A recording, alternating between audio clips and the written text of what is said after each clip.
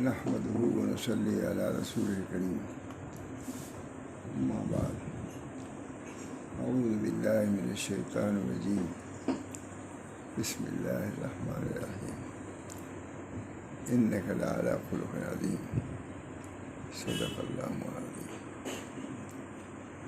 یہ ہمارے حضرت شاہ محمد رحمت صاحب قدس روح کی کتاب ہے، اخلاق سلف. حضرت کی بہت خواہش تھی کہ اس کتاب کا خلاصہ آ جائے، چنانچہ ہم لوگ سے اس کا اظہار کیا. تنبیہ المقتدین حضرت کے پاس تھا. ماشاء اللہ عمر صاحب نے اس کا کیا. حضرت کو بہت پسند آئی، لوگوں بھی وہ پسند آئی، لوگوں نے بہت قبول کیا. اخلاق سلف سب کتابیں رہتی ہیں، تو بہت دنوں کے بعد میں نے دیکھا، میں نے کہا کہ تو ہم چھوڑے ہی ہوئے ہیں. تو سنا چکا ہوں کئی مرتبہ، آج پھر میں نے چاہا کہ آج اس کو سنا سامنے رہتی ہے. بسم اللہ. سلف صالحین کے اخلاق میں سے ایک یہ ہے کہ دوستوں کے حالات اکثر دریافت کرتے رہتے ہیں. یہ بھی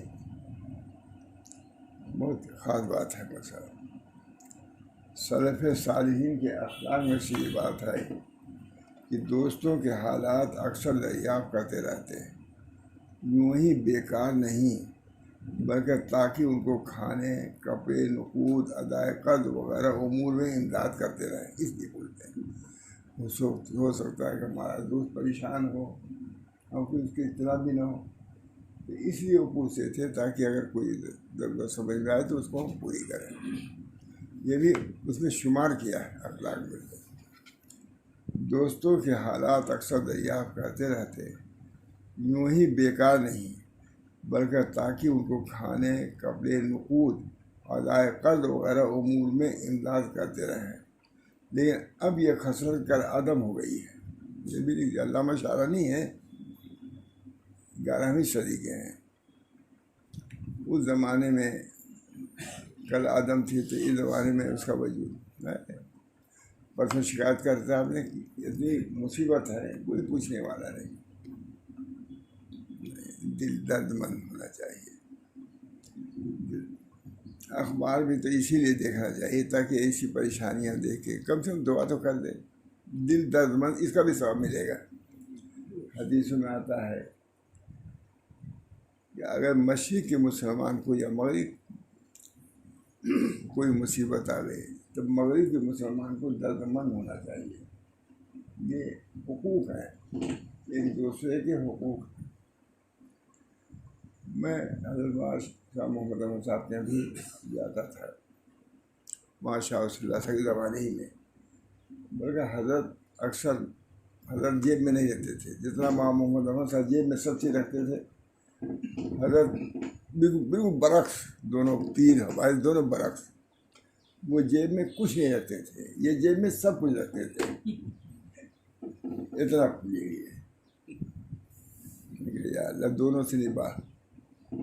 حضرت کو تعویذ لکھنے سے ذرا بھی مناسبت نہیں ہے. حضرت کو تعویذ لکھنے سے پوری مناسبت، 20 30 سے لکھتے رہے چلے جاتے. محمد احمد صاحب حضرت فرماتے ہیں مجھ کو یہ اشارہ، جتنا بڑا تعویذ لکھنا موت ہے، موت.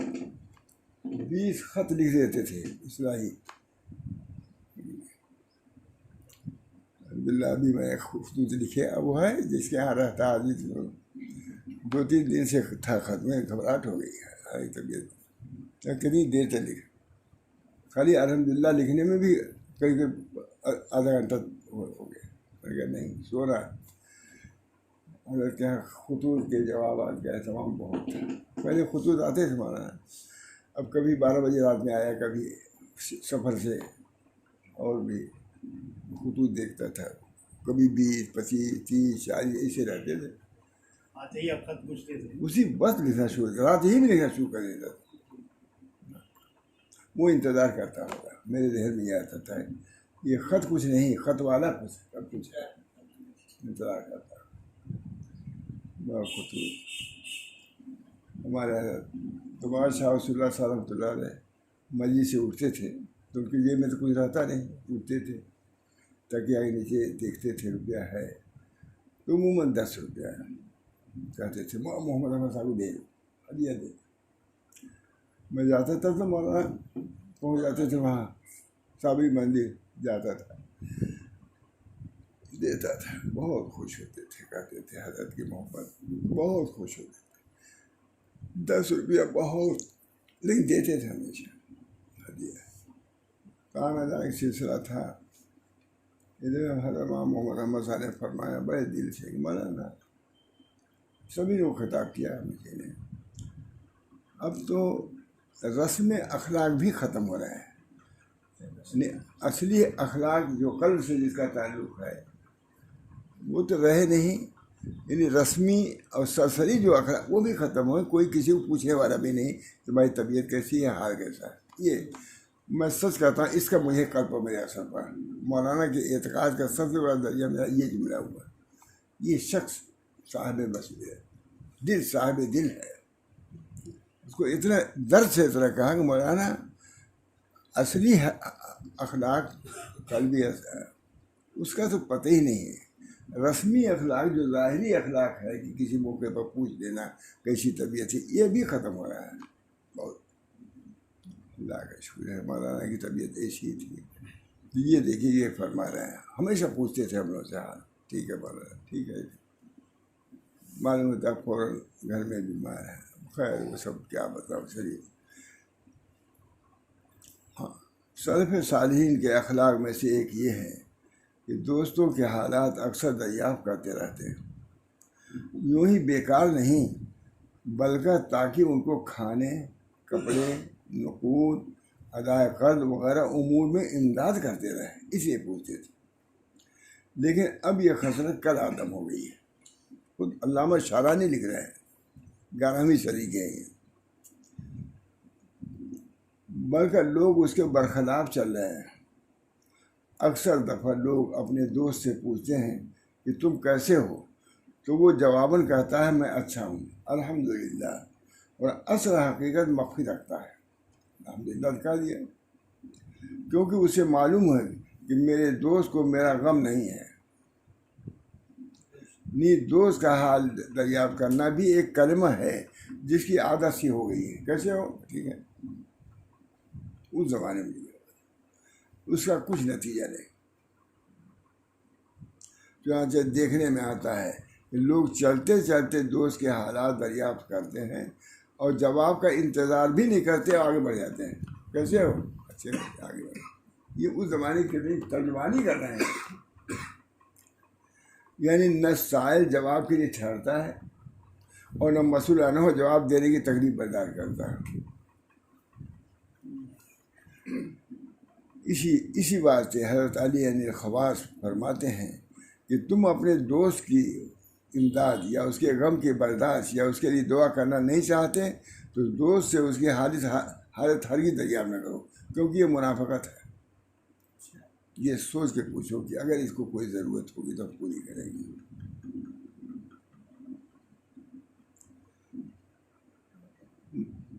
مالک بن دینار رحمہ اللہ سے پوچھا گیا کہ آپ کی طبیعت کیسی ہے، تو آپ نے فرمایا مجھے معلوم نہیں کہ جنت میں جاؤں گا یہ دوزخ میں، یہ طبیعت۔ یہ ہمارے حضرات۔ ایسا ہی امام شافعی رحمہ اللہ سے سوال ہوا کہ آپ کا مزاج کیسا ہے، تو آپ نے فرمایا اللہ تعالیٰ کا رزق کھاتا ہوں اور اس کا شکر ادا نہیں کرتا۔ امام شافعی بھائی ان کا کتاب ہے، سنانے لائق ہے۔ میں نے کہا میں تو بھول ہی گیا تھا اس کتاب کو، ایک ہفتہ پہلے نکالا ہے اس کو، اسی میں رکھتی ہے کتاب، بہت اچھی کتاب ہے۔ اور دیکھیے پہلے مالک بن دینار اور اس کے بعد امام شافعی کا فرماتے تھے ہمارے حضرت کہ ہمارے تمام ائمہ صاحب نسبت ہوئے ہیں، بغیر صاحب نسبت ہونے کے اتنا بڑا کام ان سے نہ لیا جاتا، فرماتے تھے۔ ائمہ کے بارے میں کہتے ہیں سب صاحب نسبت تھے۔ امام شافعی کے معمولی واقعات پڑھیے، ان کے ملفوظات تو اشعث کیجیے۔ حضرت امام محمد امام شافعی کا عجیب و غریب بات ہے. ایسے ہی امام شافعی رحمۃ اللہ سے سوال ہوا کہ آپ کا مزاج کیسا ہے؟ آپ نے فرمایا اللہ کا رزق کھاتا ہوں اور اس کا شکر ادا نہیں کرتا. امام شافعی. ابو درداء رضی اللہ عنہ سے بھی یہی سوال ہوا. حضرت ابو درداء رضی اللہ تعالیٰ عنہ سے بھی یہی سوال ہوا تو آپ نے فرمایا اگر میں آگ سے بچ جاؤں تو اچھا ہوں. یہ حالات ہمارے بزرگ آگ سے جہنم کیا ہے.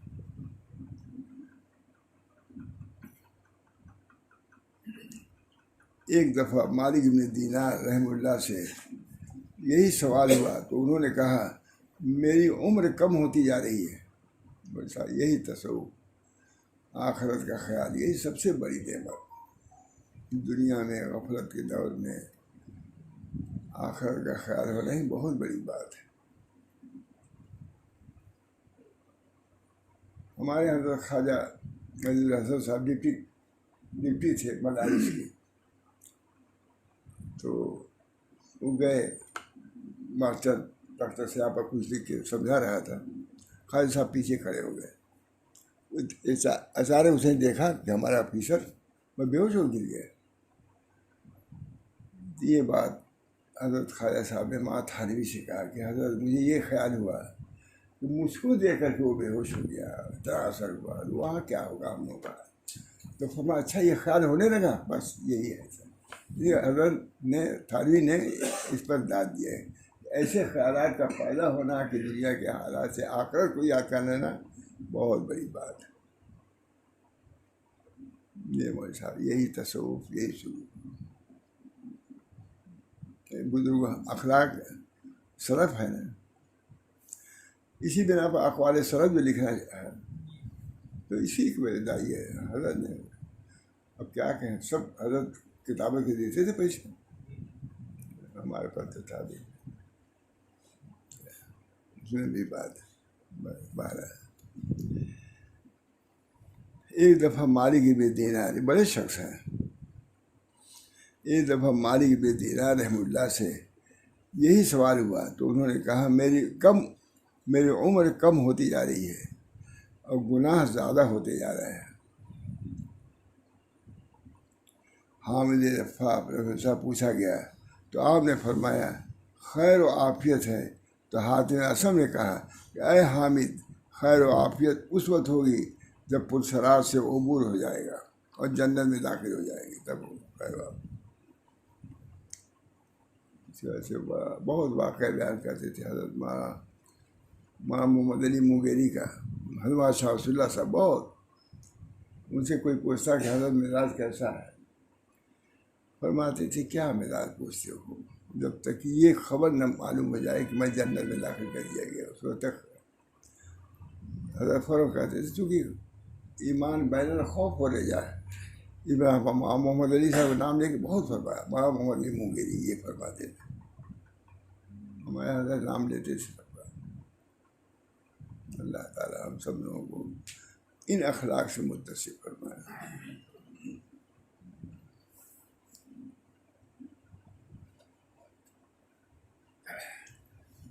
آپ نے فرمایا خیر و عافیت ہے. تو حاتم اصم رحمہ اللہ نے فرمایا اے حامد، خیر و عافیت اس وقت ہوگی جب پرسرات سے عبور ہوگا اور جنت میں داخل ہو جائیں گے.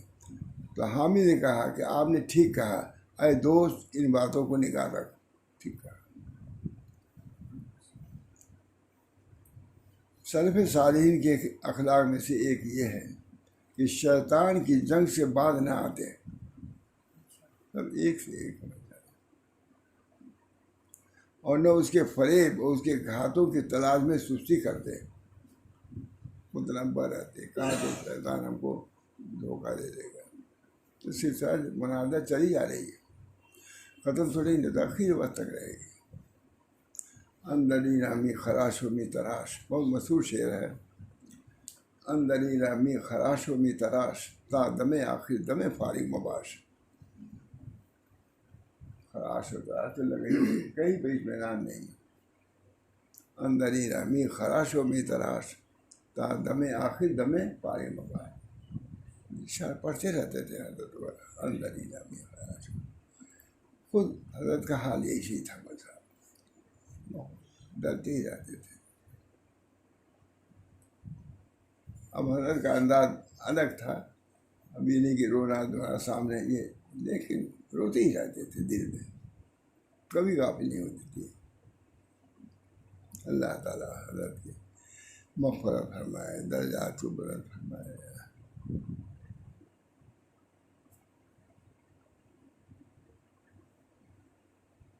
میں کوئی مضمون بیان کر رہے تھے، ابھی سو ذہن میں نہیں آ رہا.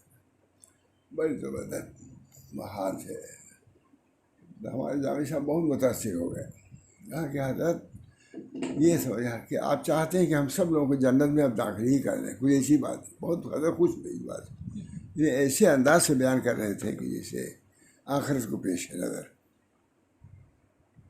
ارے کسی کی ہمت نہیں تھی کہ کسی کا تھا، لیکن انہوں نے حال میں کر دیا کہ حضرت آپ کا تو حال ایسا معلوم ہوتا ہے کہ ہم سب لوگوں کو لے کے اب جنت میں. بہرحال شیطان کی جنگ سے آواز نہ آتے.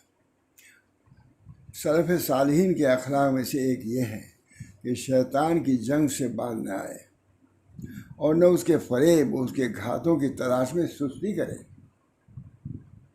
کیا سیلاب دار سستی کرے آ جائے گا نہیں.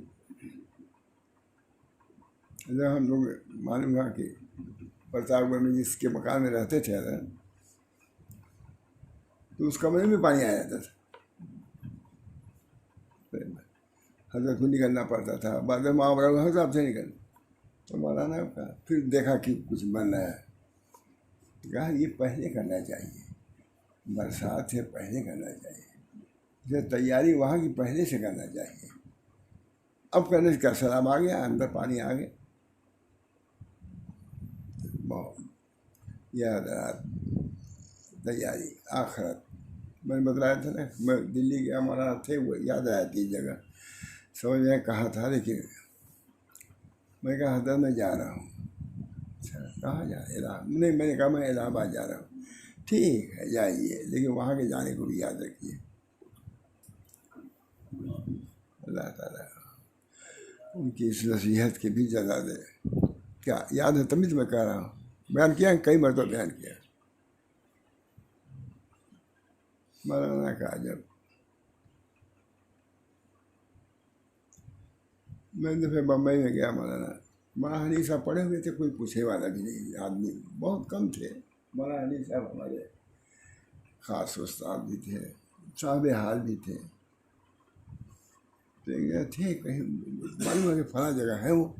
تو میں گیا، مجھ سے کوئی نہیں تھا اس وقت، ان کے پاس کوئی نہیں تھا، شاید کوئی رہا ہو، میں نے دیکھا.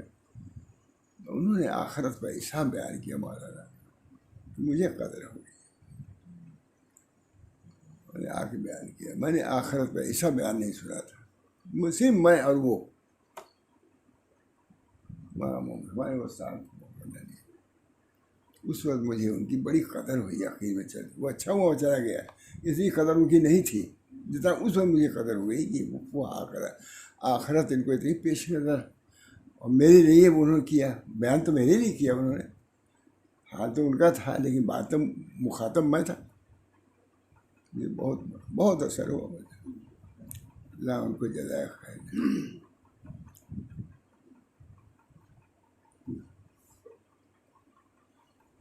اللہ تعالیٰ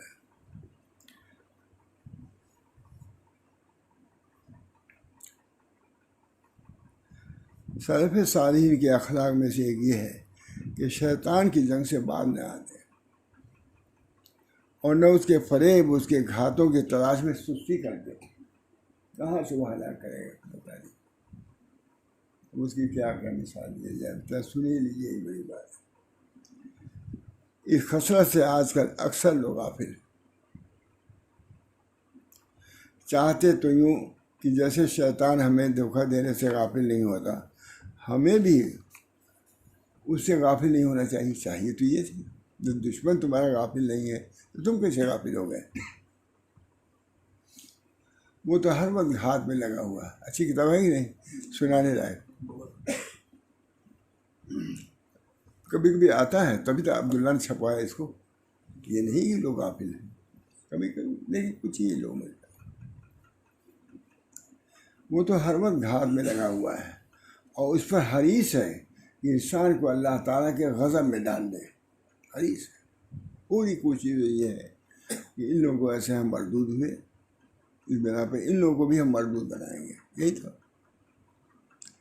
فضیل بن عیاض فرماتے ہیں کہ جب شیطان انسان سے 3 باتوں میں سے ایک حاصل کر لیتا ہے تو کہتا ہے مجھے مزید کی ضرورت نہیں۔ اول اس کا تکبر کرنا، تکبر بہت بڑی بیماری، بہت بڑی بیماری۔ رائی کے برابر تکبر ہوگا جنت میں نہیں جائے گا، ہے کہ نہیں؟ اللہ تعالیٰ محفوظ ہے۔ ان للعلم طغیان کما للمال، حدیث مجموع البحار میں۔ علم کے لیے بھی طغیان ہے جیسے مال کے لیے۔ ہمارے حضرت فرماتے ہیں کذالک فی العبادت، عبادت میں بھی طغیان، یہ حضرت کی بات ہے، بات وہی ہے۔ علم کے لیے بھی طغیان ہے، یہ صرف عمل کے لیے طغیان نہیں، یا صرف مال کے لیے طغیان نہیں، بلکہ علم دین حاصل کرتا ہے اس میں طغیان آ جاتا ہے، سرکشی۔ ان للعلم مجموع البحار میں علم کے لیے طغیان ہے۔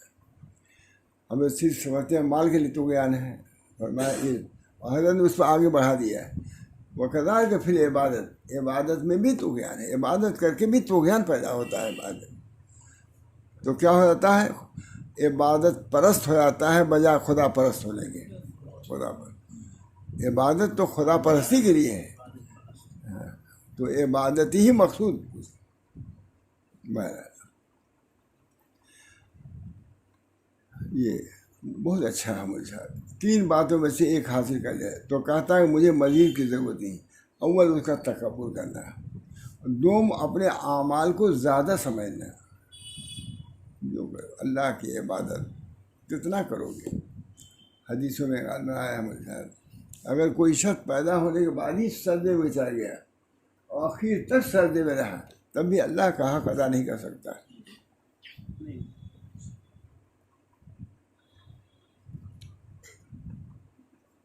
دوم اپنے اعمال کو زیادہ سمجھنا۔ کیا فرماتے تھے امام شاہ صلی اللہ علیہ وسلم، کیا ہے 100 مرتبہ سبحان اللہ کہہ لیتے ہو تو تکبر کرتے ہو؟ فرماتے تھے کہ لاکھوں لاکھ سال سے فرشتے سبحان اللہ کہہ رہے ہیں، تمہاری سبحان اللہ کہنے کی کیا وقت ہے؟ اس وجہ سے اللہ کا شکر ادا کرو، جو کر رہے ہو تکبر نہ کرو۔ ماشاء اللہ تک بات ماں محمد احمد صاحب کہتے تھے کہ کہو تلخ دوا کھا کر کے یا پی کر کے کوئی تکبر کرتا ہے؟ اب کسی پہ احسان رکھتا ہے کہ میں نے تلخ دوا کھایا، ابھی اپنے لیے کیا، یہ تو عبادت کا امام محمد احمد صاحب کی بات ہے، یہ بھی بڑے معرفت کی بات ہے کہ تلخ دوا کڑوی، تلخ نہیں کہتے، کڑوی دوا پی کر کے کوئی تکبر کرتا ہے کہ ہم نے پی لیا، ابھی پی لیا، اپنے لیے پی لیا، اپنے مرض کی صفائی کے لیے پیا، ہمارے اوپر کیا احسان رکھتے ہو؟ یا اگر تم نے عبادت کیا، اللہ کی اطاعت کیا، اپنے لیے کیا، ہمارے اوپر کیا احسان رکھتا ہے؟ اچھی بات ہے، سمجھ گیا نا؟ بہت اچھی بات۔ ایک بات بزرگوں کی بس اصلاح کے لیے کافی ہے مولانا، بہت مثال دیتے تھے آپ سب، کیلا لے آؤ، دیکھ لے آؤ۔ لوگ کہتے ہیں کہ ظاہر کی ضرورت نہیں ہے۔ حضور اقدس صلی اللہ علیہ وسلم کیا دعا فرمایا؟ اللہم اجعل سریرتی خیرا من علانیتی وجعل علانیتی صالحہ، ہے کہ نہیں؟ حدیث دعا ہے، اللہم اجعل سریرتی خیرا من علانیتی وجعل علانیتی، یہ حضور کی دعا کتنی جامع دعا ہے مجھ صاحب۔ اللہم اجعل سریرتی خیرا من علانیتی وجعل علانیتی صالحہ، یہ نہیں کہ ہمارا باطن اچھا ہوا تو ظاہر کی ضرورت نہیں، وجعلنی، ظاہر بھی ہمارا صالح بنائیے، اور اس صالح جو ظاہر اس سے اچھا باطن کر دیجیے، یہ ہے۔ تو اس کی مثال دیتے تھے کہ بہت سے لوگ بددین لوگ کہتے ہیں کہ دل درست ہو گیا، اب کیا ہے ضرورت ظاہر کی؟ نہیں کہا کیلا لے آؤں، کیلا کی چھلکا اتار دو، تھوڑی دیر بعد وہ گودے پر مکھی آ جائے گی، اس چھلکے سے اس باطن کی حفاظت ہے، اس باطن کی حفاظت کے لیے اس چھلکے کی ضرورت ہے کیلے کی۔ اسی طریقے سے اگر کسی باطن کرتے رہے ظاہر نہیں، گمراہ ہو جاؤ گے۔ محمد ہاں وہ بھی مطلب بالکل۔ ایک صاحب نے پوچھا ہم سے، اس زمانے میں بڑی سب بات تھی نا، کہ آپ نے امام محمد احمد صاحب سے کیا کیا نئی چیز پائی؟ میں نے کہا جو حضرت کو پایا وہی ان کو پایا، بس یہی چیز دے گی، کوئی فرق نہیں پایا میں نے۔ کہنے کا طرز ہے۔ اب وہ ان کا جلالی کسی کو ڈانٹ ووٹ دیتے تھے، وہاں ڈانٹتے بھی نہیں لیکن کہتے سب کچھ ہے، سب کچھ کہتے، کوئی چھوڑتے نہیں تھے، چاہے ہم ہوں یا وہ، کہتے رہتے، سچ کہتا ہوں کہتے تھے، ہم سمجھ جاتے تھے یہ کہہ رہے اس لیے، اب وہ تو بربڑا کہہ دیتے تھے، اب ہم نے سے کیا ان کو ڈکیا دیا کر دیا، یہ سب نہیں کرتے تھے لیکن کہتے سب تھے، پوری تعلیم تک اصلاح باطن کی۔ چلیے خیر، اس کتاب کو پسند کرنا یہی بڑی بات ہے، اسرار سے کیا ہے، ہم لوگ نہیں کر رہے تھے۔ سوم اپنے گناہ کو بھول جانا، یہ بھی ہے، تینوں بات دیکھیے، مجھے مریض تکبر کرنا، چاہے مال پر تکبر ہو، چاہے جہاں پر تکبر ہو، چاہے عبادت پر تکبر ہو، چاہے اپنے نفسوں پر تکبر ہو، کچھ بھی تکبر برا، کسی چیز کو تکبر برا ہے۔ اپنے اعمال کو زیادہ سمجھنا، حضرت کی مثال صبح ہے۔ سوم اپنے گناہ کو بھول جانا، یہ بھی ہے، گناہ کیا بھول گیا۔ ایک رواج میں 4 باتیں آئی ہیں، پیٹ بھر کر کھانا، اور یہ سب کی جڑ ہے، کھا لیا خالی رکھو سنت کے مطابق، کیونکہ باقی تینوں اسی سے پیدا ہوتی ہیں۔ لیجیے یہ بھی ہے، بہت بعض لوگ کہتے ہیں کہ بزرگوں نے کم سونا کم کھانا معاف کر دیا، کہتے ہیں تمہیں کہا کم سونا کھانے کے، خالی سونا ہی تھوڑا کر دیا ہے، سونا خالی کھانے بس، کم کھانا ہے نا، نہ کم نہ چھوڑنا ہے نہ بہت زیادہ کھانا ہے، دونوں کے درمیان میں رہنا ہے۔ سونا بھی ہے، کم سونا اس طرح 6 گھنٹے اگر ڈاکٹر کہتا ہے، تب یہ نہیں کہ اب کہا خوب سو تو اب 10 گھنٹہ 15 گھنٹہ، ارے بہت سوتے ہیں لوگ، مارو صبح سے زور بہت تک سوتے ہیں، بہت سے لوگ سوتے رہتے ہیں، کہتے ہیں سونے میں وقت اپنا نکال رہا ہوں، لفظ ہے ادھر کا، ہم ایسے لفظ نہیں بولتے لیکن ادھر بہرحال۔ عمر بھی ہے کہ شیطان بشکل انسان حضرت جنید رحمہ اللہ کے پاس آیا، گدڑی پہنے ہوئے، گلے میں تسبیح، خدمتگاروں کی طرح کمر باندھے ہوئے آپ کے پاس آج کا عرض کرنے لگا، حضرت آپ کی خدمت میں رہنا چاہتا ہوں، شاید میں آپ کی برکات حاصل کر سکوں۔ شیطان چنانچہ وہ آپ کی خدمت میں رہا اور کوئی 20 سال تک وضو وغیرہ کراتا رہا، لیکن آپ کو بہکانے کا کوئی موقع اس کو نہیں ملا۔ جب جانے لگا تو آپ سے دریافت کرنے لگا، کیا آپ نے مجھے پہچان لیا ہے؟ آپ نے فرمایا، میں نے تجھے آتے ہی پہچان لیا تھا کہ شیطان تم اور خدمت کر رہا تھا، تو شیطان ہے۔ کہنے لگا، آپ سب ثابت قدم میں نے کسی کو نہیں دیکھا، کوئی سنت مستحب بھی فوت نہیں ہوا۔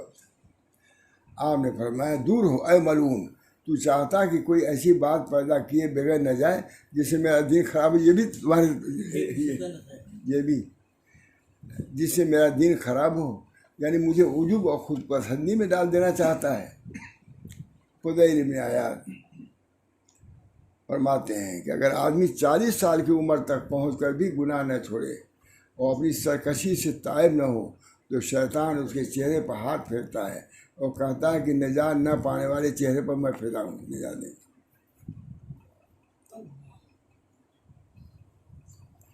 میں کہتا ہوں اسی کی تائید کرتی ہے وہ حدیث جو طبرانی نے مرفوعاً نقل کی ہے کہ جو شخص 40 سال کی عمر کو پہنچے اور اس کے حسنات سیئات پر غالب نہ ہوں تو وہ اپنی جگہ دوزخ میں بنا لے۔ حدیث محمد ابن سیرین رحمہ اللہ فرماتے ہیں کہ آدمی کا اپنے کو لوگوں سے ممتاز دیکھنے سے بڑھ کر شیطان کا فریب کوئی نہیں ہے،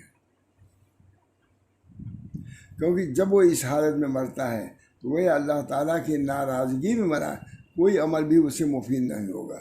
اپنے کو بہتر، کون کیسا ہے تم کو کیا معلوم، اپنے کو بہتر کیجیے۔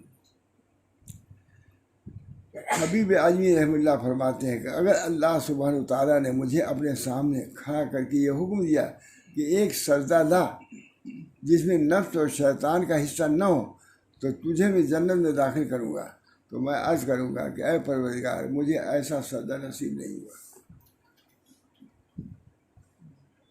ہمارے حضرت بہت فرماتے تھے کہ اگر شیطان ایک سجدہ بھی اللہ کے لیے کرتا تو نجات پا جاتا، کبھی گمراہ نہ ہوتا۔ ایک سجدہ بھی اسے اللہ کے لیے نہیں کیا ہے، اب اس کو لوگ عابد کہتے ہیں۔ عابد کیسے ہوا؟ اس کا مرد کرتا رہتا ہوں، شیطان بہو عابد عابد کہتا ہے۔ جب اللہ کے لیے ایک سجدہ بھی نہیں کیا تو عابد کیسے ہوا؟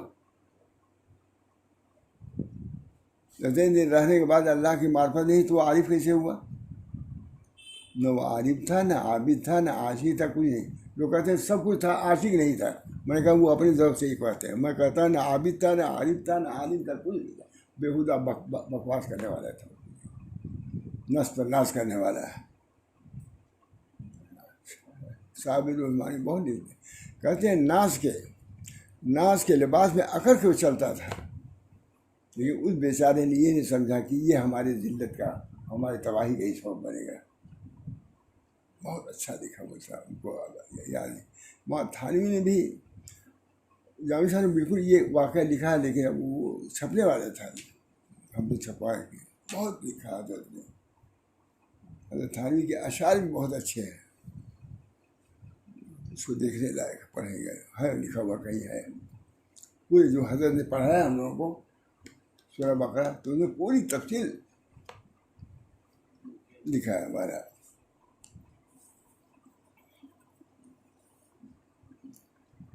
اللہ مجھے اپنے سامنے کھڑا کر کے یہ حکم دیا کہ ایک سجدہ لا جس میں نفس اور شیطان کا حصہ نہ ہو تو تجھے میں جنت میں داخل کروں گا، تو میں عرض کروں گا کہ اے پروردگار مجھے ایسا سجدہ نصیب نہیں ہوا۔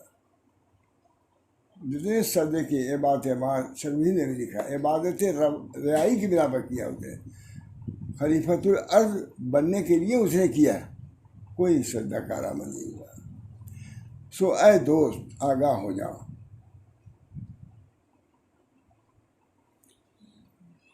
اے پروردگار مجھے ایسا سجدہ نصیب نہیں ہوا، سو اے دوست آگاہ ہو جا، اور یہ خیال نہ کر کہ شیطان نے تیرا پیچھا چھوڑ دیا ہے، اگرچہ تو برابر عبادت میں لگا ہو، بلکہ اپنی عبادت میں بھی غور کر اور کوشش سے دیکھ اس میں کوئی خلل تو نہیں واقع ہو رہا ہے۔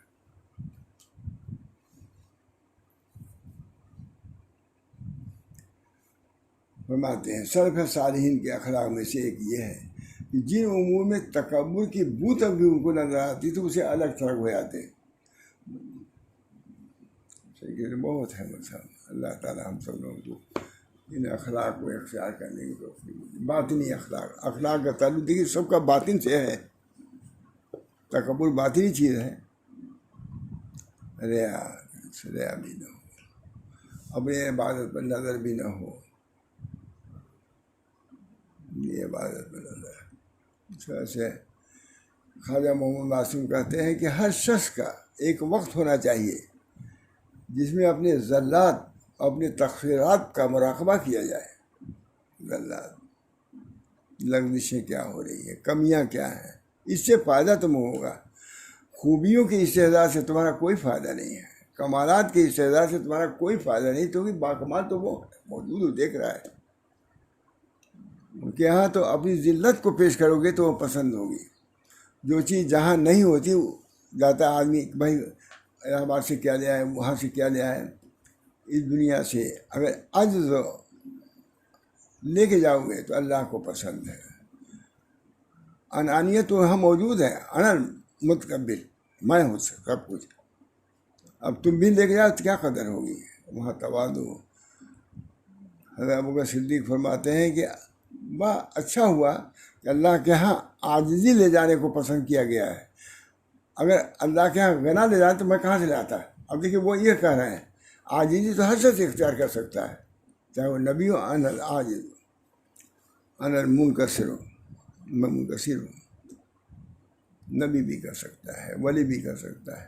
مگر اللہ تعالیٰ ہم سب لوگوں کو اخلاقی درویشوں کے اختیار کرنے کی توفیق و رحمت فرمائے، اور اللہ تعالیٰ اپنے انانیت سے، خود بینی سے، نکلنے کی توفیق محمود فرمائے. دعا کیجیے. اللہم صلی اللہ علیہ وسلم. اللہ تعالیٰ ہمارے حضرت محمد رحمۃ اللہ علیہ سے بہت فرماتے تھے تنہائی میں کہ مولانا میں چاہتا ہوں کہ کچھ ہو جائے تاکہ مجھ کو ثواب ملے. بڑے انداز سے کہتے تھے. اللہ تعالیٰ حضرت کو اس سنانے کا بھی ثواب عطا فرمائے اور ان کی روح کو خوش فرما دے. اور جتنی قدر کرنی تھی تندور نہیں کیا، لیکن اللہ تعالیٰ ان کی تعلیمات کو جاری رکھنے سے ان کو خوش کر دے. ربنا تقبل منا انک انت السمیع العلیم برحمتک یا ارحم الراحمین.